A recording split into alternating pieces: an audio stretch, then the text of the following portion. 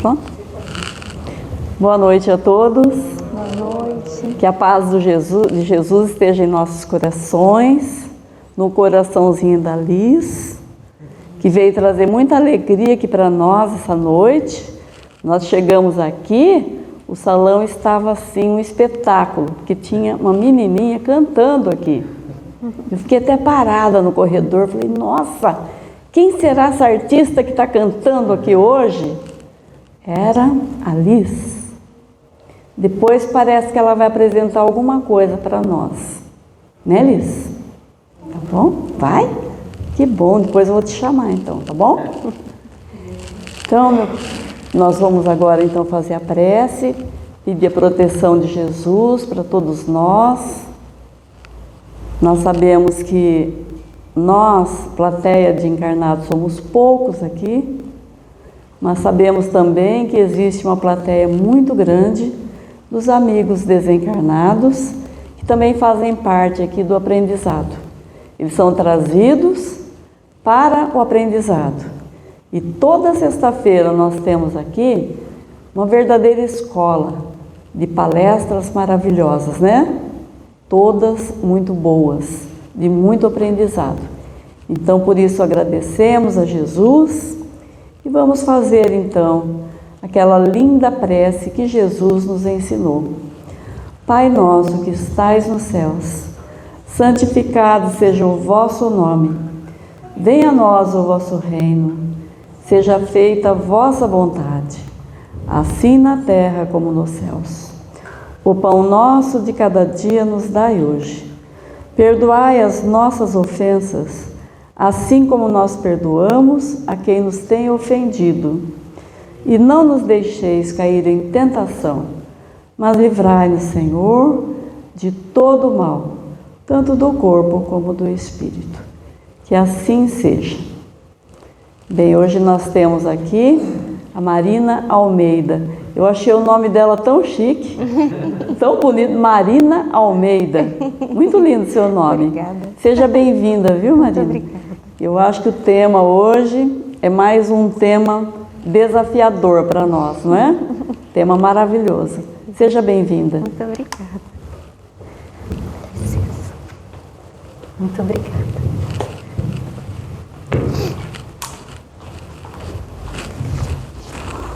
Boa noite, pessoal.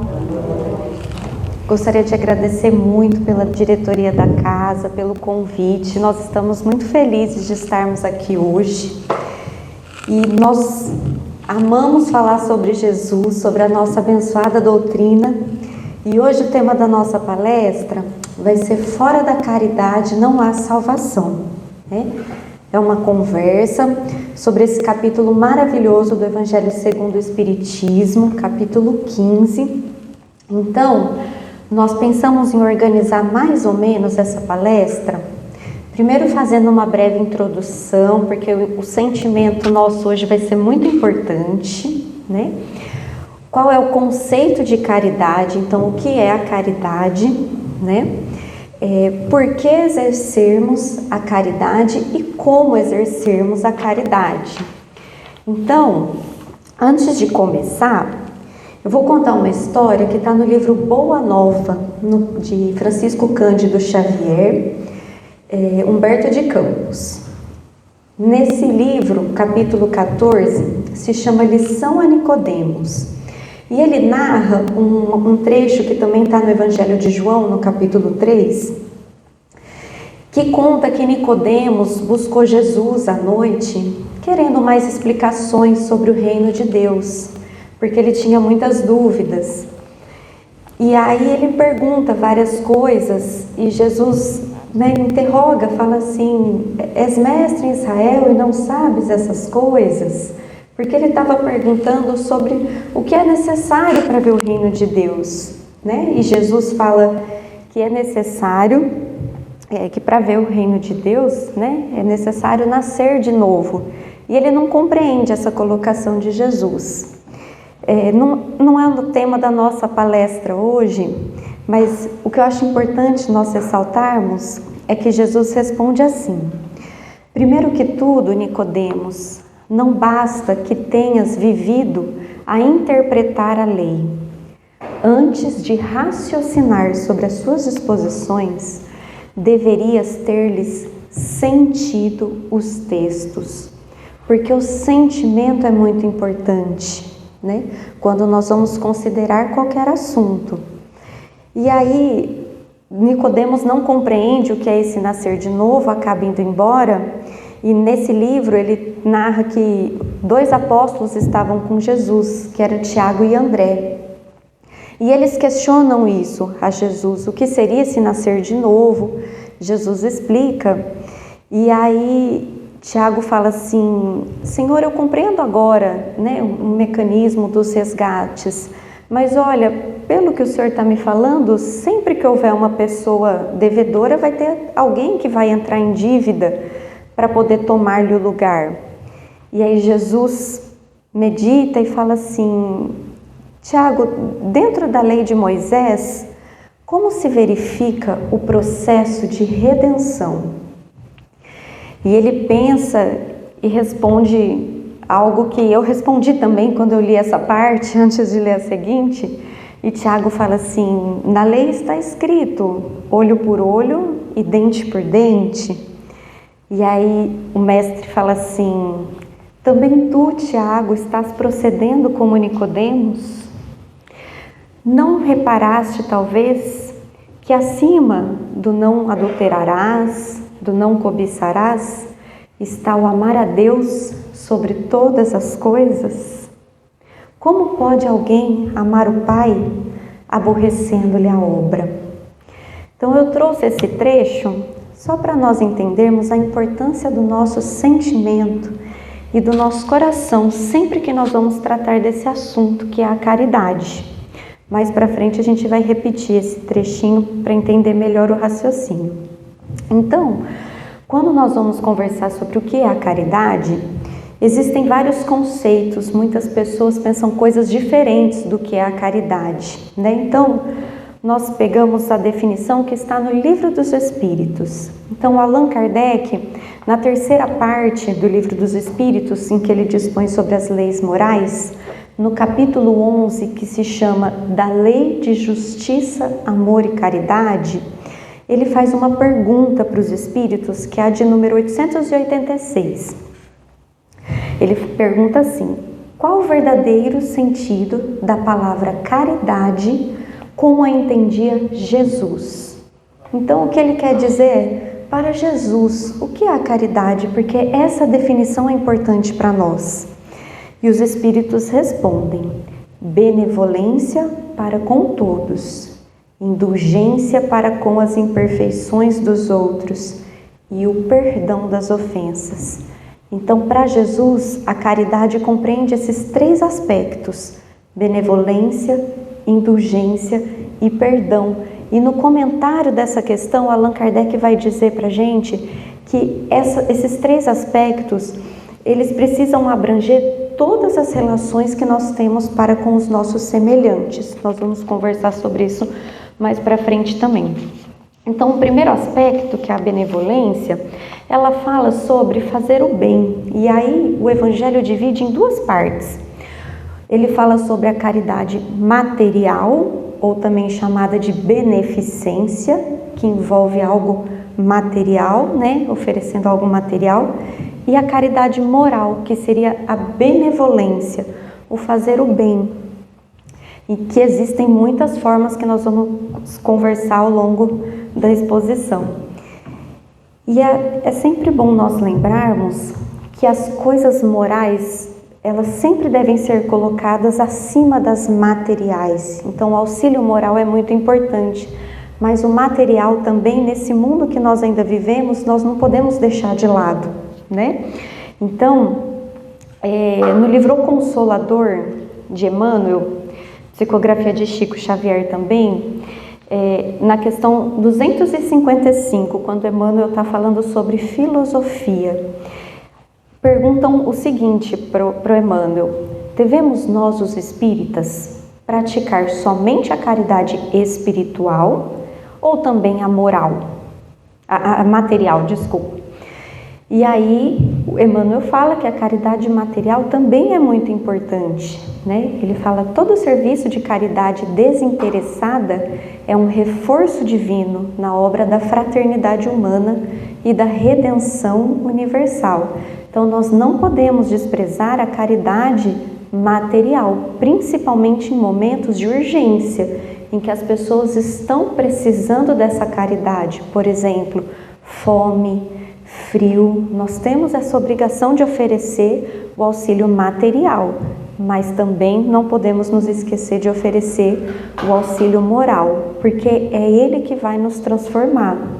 E exercendo esses dois tipos de caridade é que nós vamos transformar o nosso coração e auxiliar na transformação do nosso planeta. Então, na questão 888 do Livro dos Espíritos, Allan Kardec pergunta para os espíritos: o que se deve pensar da esmola? Porque ele está falando sobre essa caridade material. E os espíritos respondem assim: condenando-se a pedir esmola, o homem se degrada física e moralmente. Embrutece-se. Uma sociedade que se baseie na lei de Deus e na sua justiça deve prover a vida do fraco, sem que haja para ele humilhação. Então, esse tipo de caridade é sim muito importante, mas deve ser um auxílio emergencial quando a pessoa está naquela situação. O que é o ideal? Que todo mundo trabalhe junto. E aquele que nesse momento, porque as circunstâncias são diferentes entre as vidas, está na posição de provedor, deve prover a vida do fraco, sem que ele lhe peça, para que nós possamos caminhar juntos, de mãos dadas, auxiliando uns aos outros. Às vezes nós vamos estar nesse papel de oferecer ajuda, mas muitas vezes nós vamos estar no papel de recebê-la. E é por isso que é importante nós caminharmos juntos e observar esse aspecto, né? Que os dois tipos de caridade devem ser oferecidas, né? E aí no comentário dessa questão, quem comenta é Vicente de Paulo.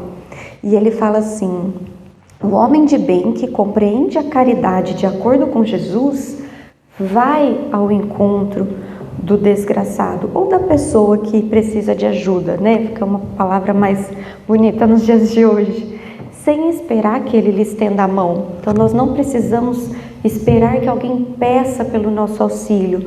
Ao perceber o sofrimento de alguém, o correto seria já oferecermos esse auxílio antes que a pessoa peça, né?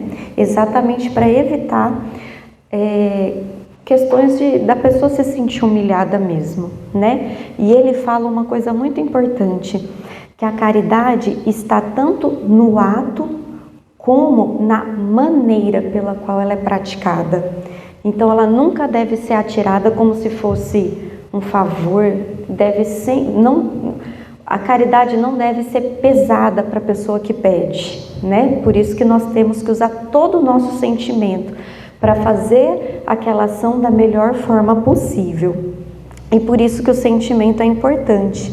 Então a beneficência, quando a pessoa está em desespero precisando de ajuda, ela acende uma luz no meio desse desespero e faz nascer a alegria. E ela é uma obrigação para com os nossos irmãos. Então, a beneficência, comentamos. Agora nós vamos para aquele segundo aspecto, que é a indulgência. E o que é a indulgência? A indulgência é nós não vermos defeitos nos nossos irmãos. Ou se nós vermos, né, evitar de comentá-los para as outras pessoas. Então o nosso olhar tem que ser mais rigoroso para com as nossas próprias ações. Mas para com as outras pessoas, nós devemos agir com indulgência, né? Por quê? 3 motivos. Primeira coisa, nós também cometemos faltas e nós também precisamos da indulgência das pessoas com os nossos erros. Nós que estamos aqui no mundo de provas e expiações, somos todos espíritos sujeitos a falir, por isso que a indulgência é importante. Segundo aspecto, nós não temos a real dimensão do que a pessoa que errou está passando. Então nós não sabemos o que se passa no coração dela, só Deus sabe isso, né? Nós não sabemos o que nós faríamos na mesma situação e com as mesmas condições em que aquela pessoa está, né? E nós sabemos que Deus é muito indulgente conosco, né? Jesus perdoa as nossas faltas e nos auxilia e desculpa os nossos erros numa escala que nós não temos nem como dimensionar. Então, se é esse o exemplo que ele dá, é esse exemplo que a gente precisa seguir. Por isso que a indulgência é importante. E o terceiro aspecto é o perdão das ofensas. O perdão, ele é muito importante sim para quem recebe, mas ele é muito mais para quem doa o perdão, né? O perdão, ele nos faz melhorar, né? Não nos deixa presos a dificuldades que tivemos no passado, nos torna espíritos melhores, né? E os espíritos nos falam que o mérito do perdão, ele é proporcional à gravidade.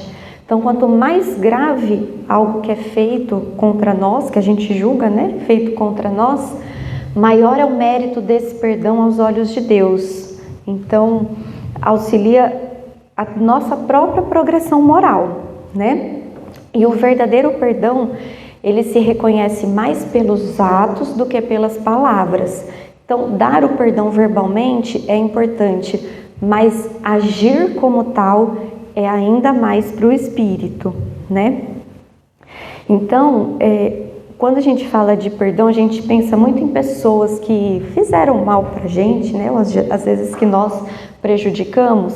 Então, na questão 887 do Livro dos Espíritos, o Allan Kardec pergunta justamente isso, porque amar os inimigos, que é aqueles que a gente julga que nos fez mal, é uma orientação de Jesus, né? Então ele pergunta o que seria esse amar os inimigos, porque é difícil a gente ter por um inimigo o mesmo amor que a gente sente por alguém que é próximo a nós.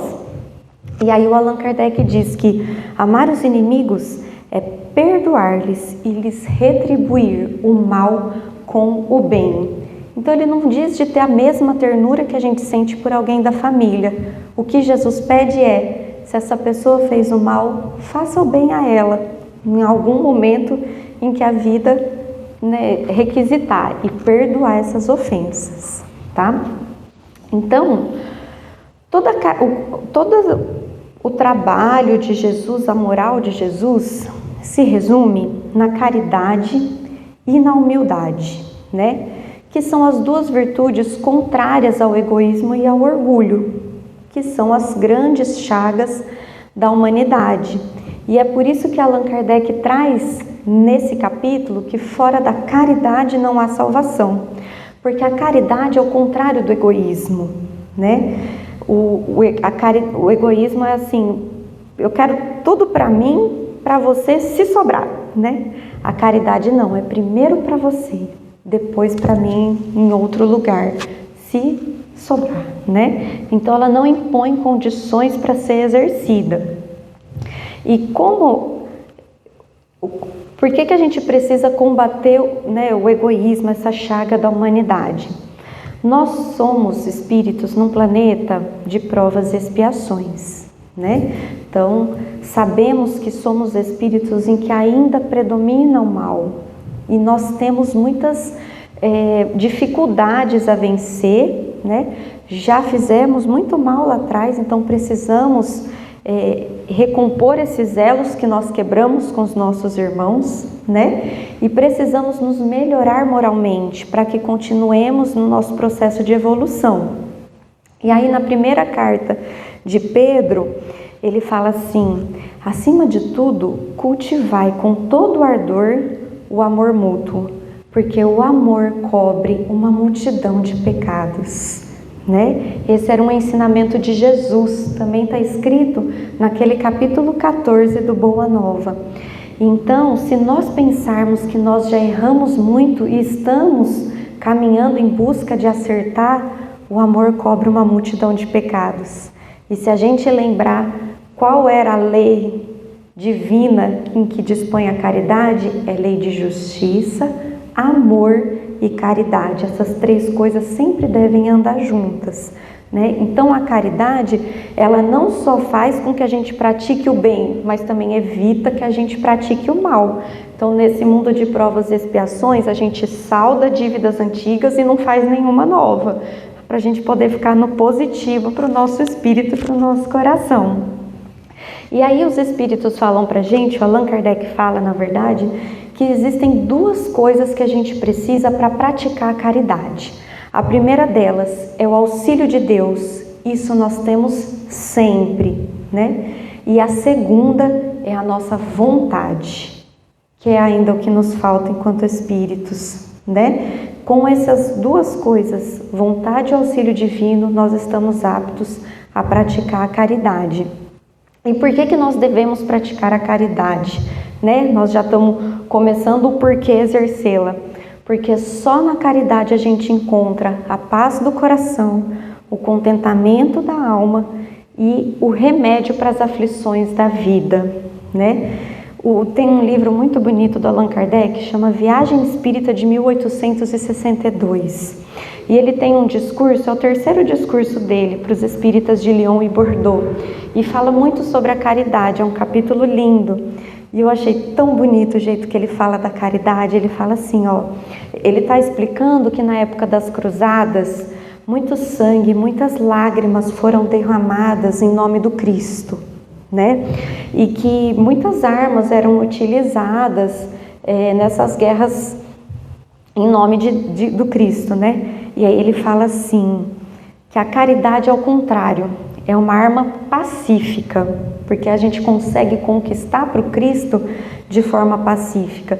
E ele fala que em vez de derramar sangue e lágrimas como naquela época, a caridade derrama um bálsamo salutar sobre corações doloridos.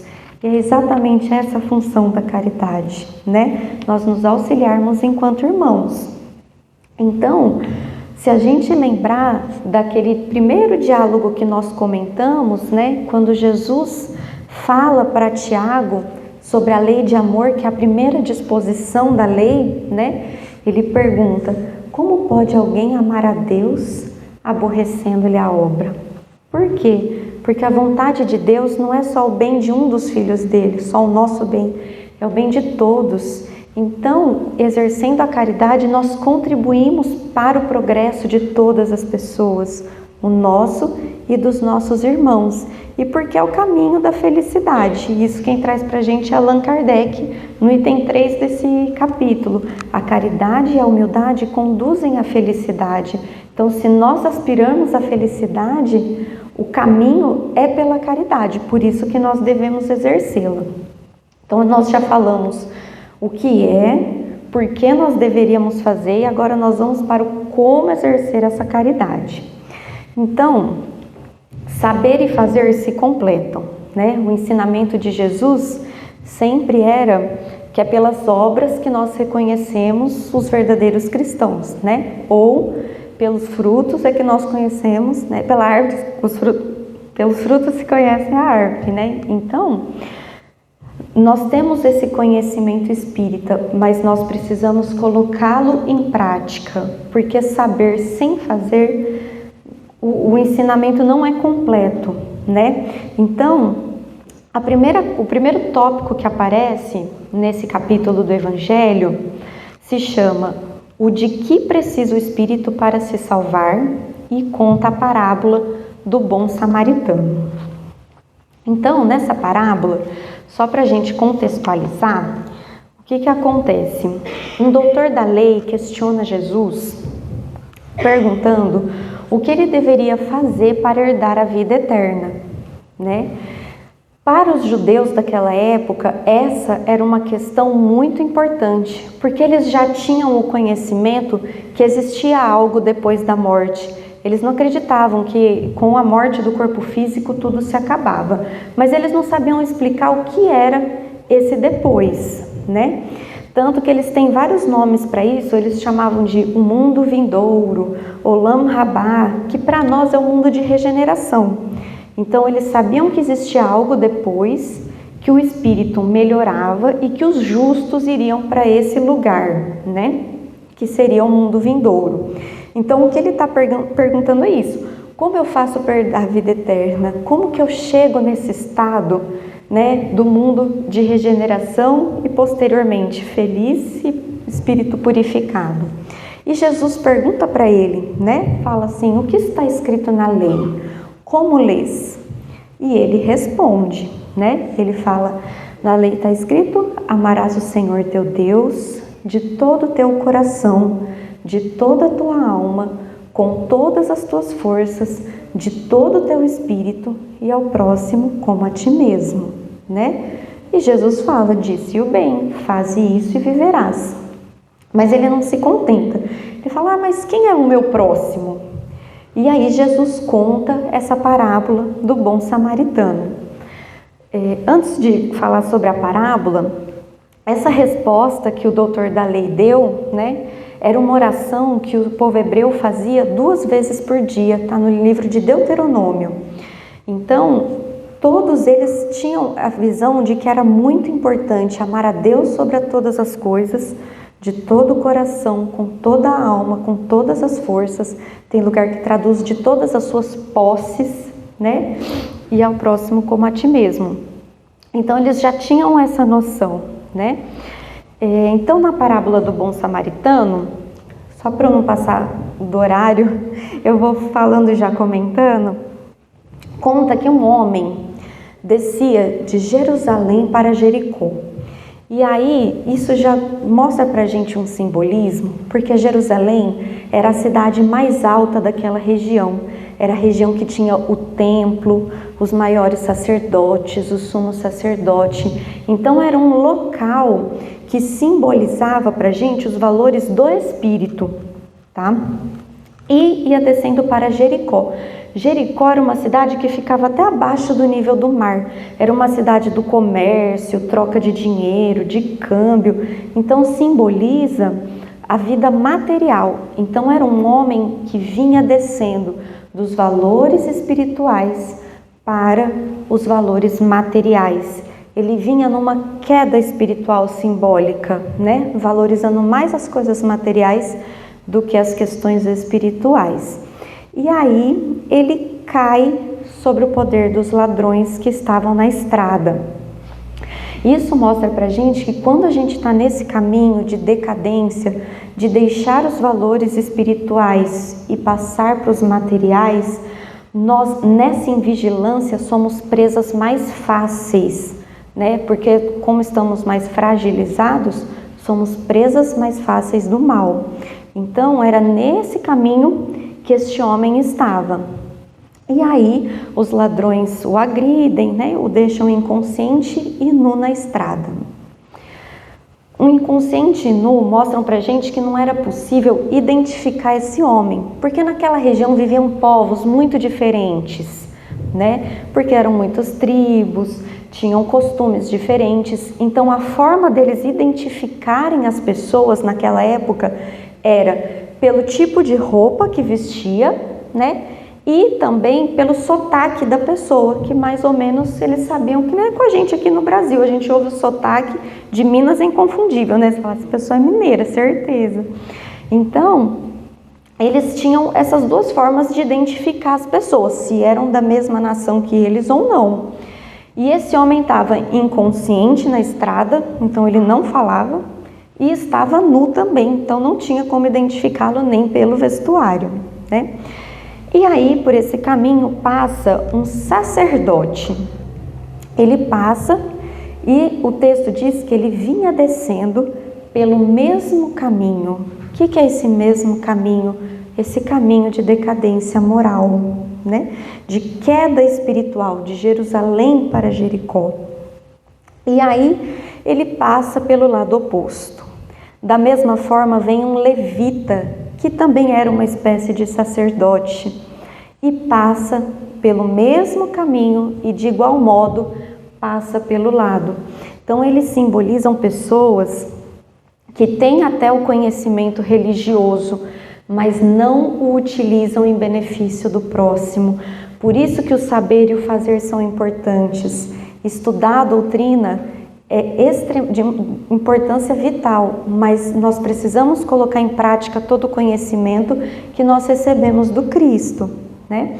Então, ele também passa do lado oposto. E eles simbolizam o egoísmo, porque eram pessoas que pensaram apenas na parte deles, sem auxiliar o homem caído. E aí vem um samaritano em viagem.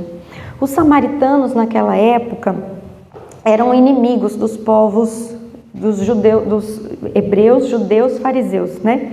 De toda a Judéia, na verdade. Eles tinham algumas divergências na interpretação da lei.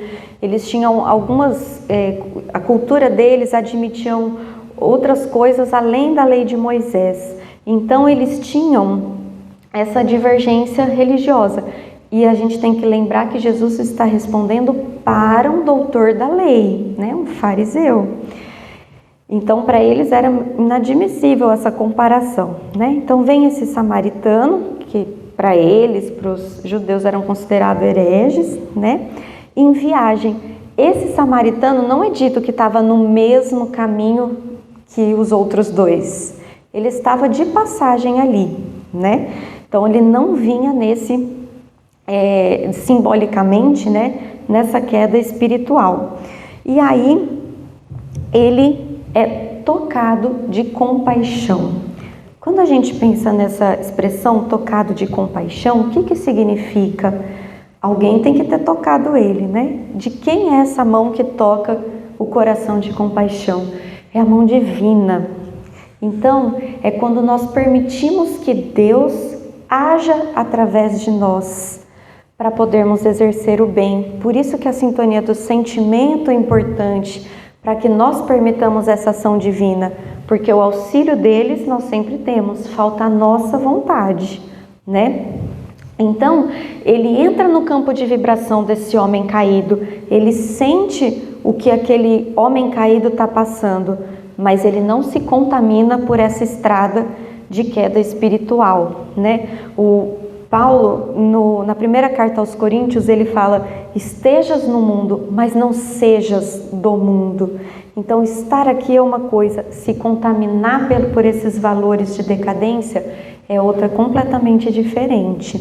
E o samaritano o auxilia, não pergunta quem ele é, não faz nenhum julgamento, não pergunta por que ele está caído, nem nada. Ele cuida deste homem caído. E ele cuida utilizando azeite e vinho. Simbolicamente, o azeite era uma substância que era utilizada para acalmar, né? E o vinho para dar bom ânimo. Então, o que ele faz é transmitir ao homem serenidade e bom ânimo, para que ele pudesse mudar os rumos daquela estrada de decadência. E eram duas substâncias muito usadas nos rituais religiosos daquela época. Então, simbolicamente, mostra pra gente o quê? Que o ritual que é agradável a Deus não são esses rituais materiais, mas é um ritual de auxílio ao próximo. É isso que Deus espera de nós, né? Então, ele coloca o homem caído sobre o seu cavalo. O que significa isso? Cede o seu próprio lugar em favor desse homem caído. E o leva para uma estalagem para continuar os cuidados. Ele continua os cuidados e no dia seguinte oferece 2 moedas para o estalajadeiro e promete voltar para pagar o que houvesse de diferença nesses cuidados. Então, quem auxilia e ainda depois volta para ver o acompanhamento, né? E outra coisa importante é que ele passa a responsabilidade para a pessoa assistida. Então, depois que o homem caído recebeu aquele cuidado emergencial, porque ele não tinha condições de se cuidar sozinho, ele oferece o inicial, mas agora ele tem que reaprender a caminhar com as próprias pernas, né? O que também é uma forma de caridade, nós permitirmos que a pessoa seja responsável por continuar o seu caminho, né? Senão ele é carregado desnecessariamente e não tem os aprendizados necessários. Então, em nenhum momento fala que ele pediu reconhecimento, gratidão, alguma coisa em troca, ressarcir o que ele gastou. Ele simplesmente auxilia e passa, e sem reclamações. O Emmanuel, no livro da Esperança, tem uma mensagem que chama Psicologia da Caridade, que ele vai dizer como que esse homem agiu. Ele fala assim: No exercício do bem, ofereceu o coração e as mãos, o tempo e o trabalho, o dinheiro e a responsabilidade. Deu de si o que podia por si, sem nada pedir ou perguntar. Sentiu e agiu, auxiliou e passou. Então é dessa forma, já que estamos estudando como exercer a caridade, que nós devemos exercê-la, né? Então, eu vou propor rapidinho, acho que não vai dar tempo, um exercício de visualização. Outro dia a gente tenta fazê-lo, não tem problema, mas nós fizemos isso, eu e meu marido, no nosso curso de evangelização do nosso neném no ventre. E aí, era um exercício de visualização em que nós tínhamos que nos ver como caídos e sentir as pessoas passando sem ajudar e depois a pessoa ajudando.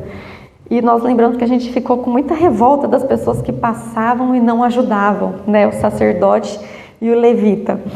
E aí nós vimos uma lição muito bonita que está no livro chamado Coragem, do Chico Xavier também. Essa lição é do Emmanuel, que chama Misericórdia Sempre.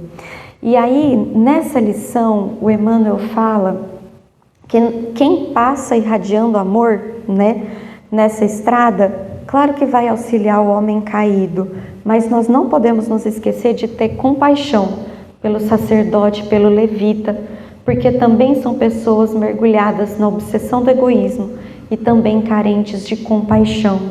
Então, mesmo aquelas pessoas que não auxiliaram na estrada, também merecem a nossa caridade, porque às vezes não tem esse conhecimento que nós dispomos na doutrina, né, e do Evangelho. Então, esses também seriam necessários ser objetos do nosso amor. Acho que ainda tem um tempinho, né, até 25 minutinhos. Então, essa parábola, só para nós observarmos, resume toda a doutrina de Jesus, a forma como nós devemos exercer a caridade, né? E o samaritano faz tudo aquilo que o doutor da lei falou, né? Amar a Deus sobre todas as coisas, ao próximo, com todo o coração, toda a alma, todas as posses. Então, Deus sempre deve ser colocado em primeiro plano, mas para nós demonstrarmos o amor que nós temos a Ele, a forma que nós temos é demonstrando o amor à criação dele. Então isso também era algo que os hebreus tinham em mente naquela época. Eles sabiam que a única forma de mostrar amor a Deus era trabalhando na sua obra. Então é trabalhando pelos seus filhos. É dessa forma que a gente cumpre todos esses ensinamentos que eles que passaram para a gente, né? E aí nós encontramos uma entrevista do Chico, que eu também vou falar aqui porque eu achei muito bonito. O Chico é um exemplo para a gente, né? De amor, de caridade. E aí ele estava falando sobre as dificuldades, né? Da mediunidade, toda essa área dele aqui nesse planeta. E ele fala assim: a caridade sempre foi a força que me sustentou.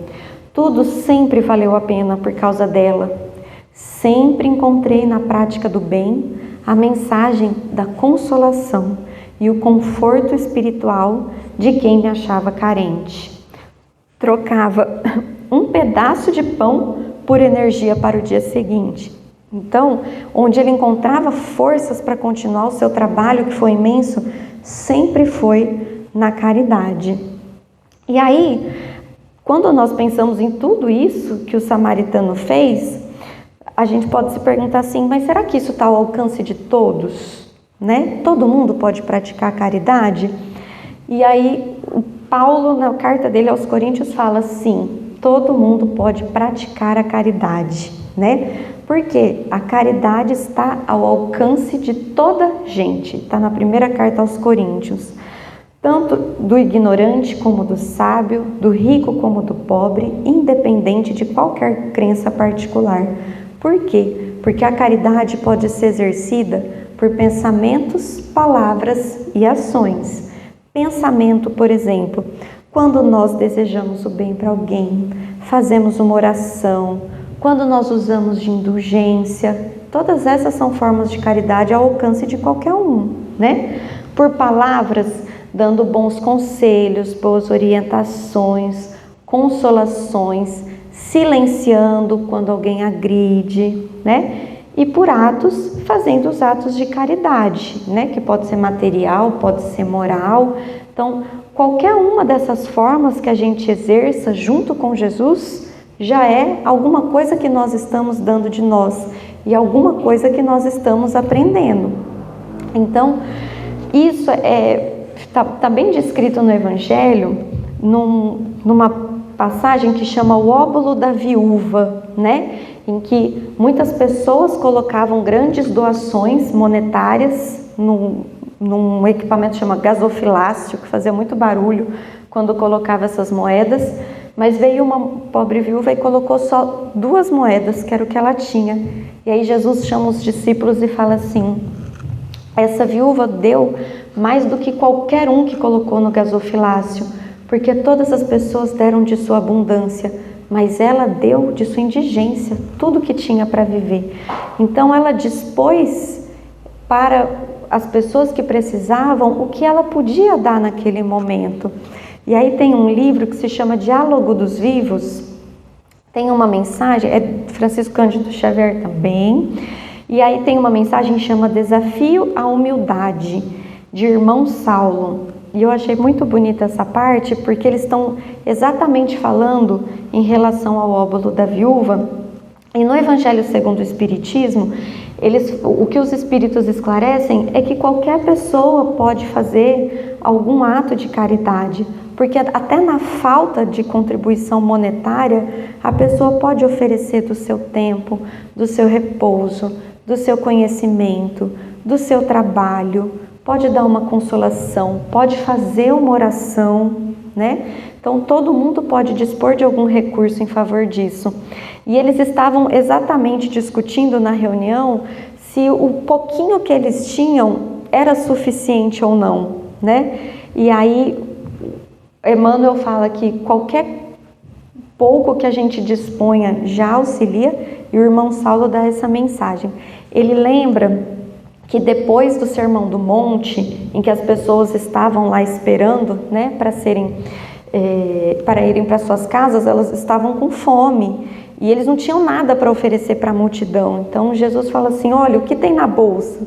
E os apóstolos falam assim: olha, a gente tem alguns pães e alguns peixes, mas não é suficiente para alimentar mais de 5.000 pessoas. E aí Jesus multiplica esses pães e esses peixes e alimenta toda a multidão. Então o irmão Saulo vai falar exatamente dessa parte. Ele fala assim, ó: se dermos o nosso pouco pensando em Jesus, talvez ocorra de novo o milagre da multiplicação.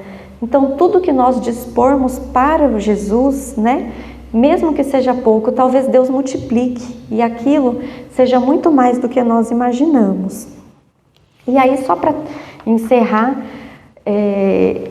a palestra hoje, porque fora da caridade não há salvação. Mas o que seria essa salvação, né?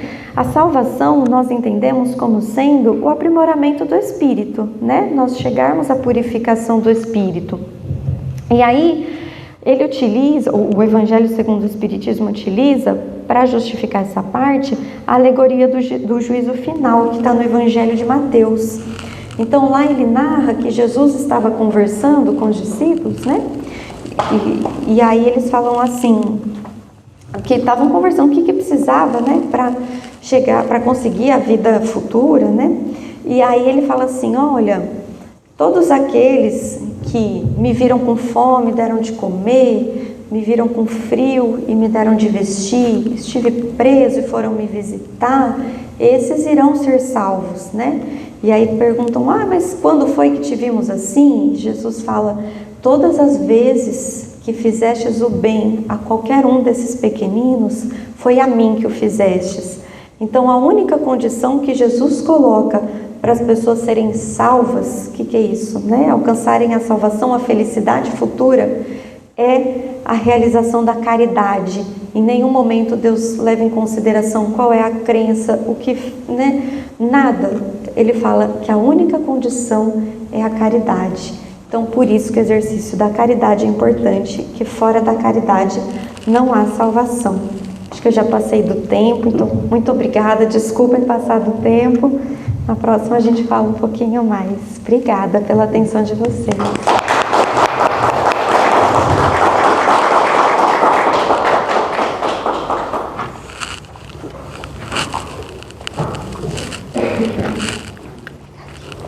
Tinha trazido água para você. Obrigada.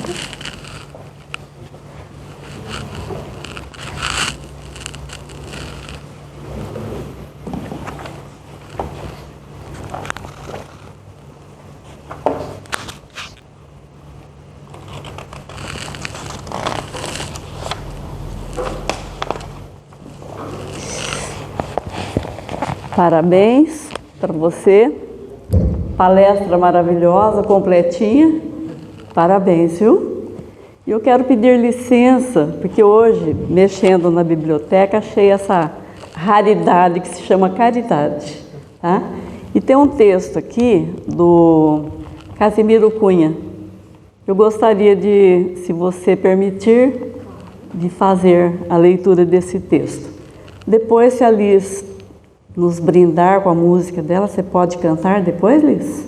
Para nós? Então, obrigada, viu? Bem, o texto se chama Servir Sempre. Se procuras a extinção das dores por onde vais, mantém a disposição de servir um tanto mais. Sofres crises a granel, impedimentos gerais, para vencê-los, não fujas de servir um tanto mais. Pretendes viver acima das aflições em que cais? Não desertes do dever de servir um tanto mais. Carregas lutas em casa, provações descomunais, por tua paz não desistas de servir um tanto mais. Encontras pedras, injúrias, ofensas, erros brutais, não te afastes do programa de servir um tanto mais. Tua vida necessita de mudanças radicais, não menosprezes o ensejo de servir um tanto mais. Angústias do coração em tempestades morais, inventa novos recursos de servir um tanto mais.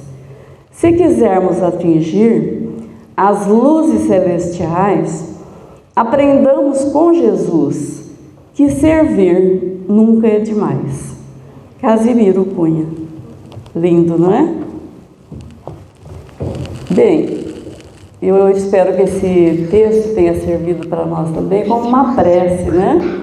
De incentivo, porque praticar a caridade é servir, né? Acho que estamos no caminho. A Mirlene está no caminho, a Di, né? Todo mundo que serve, que faz alguma coisa de bom, né? Está praticando a caridade, está servindo. Então, agora, eu gostaria de chamar a Liz aqui. Eu vou precisar de você como voluntária para fazer uma coisa muito bonita.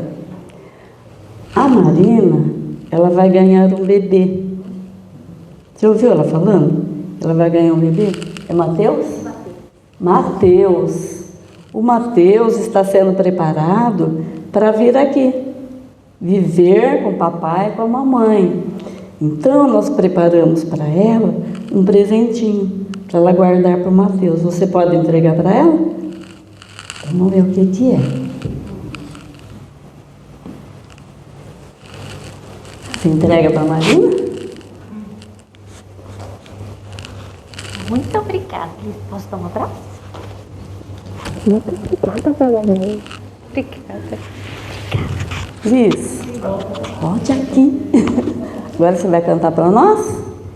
Então a Liz vai encerrar a nossa palestra cantando, tá bom? Fique à vontade. Mãezinha do céu, eu não sei rezar, eu só sei dizer que eu devo te amar. Seu manto é azul, seu véu é branco, mãezinha. Quero te ver lá no céu, mãezinha. Eu quero te ver lá no céu. Que linda!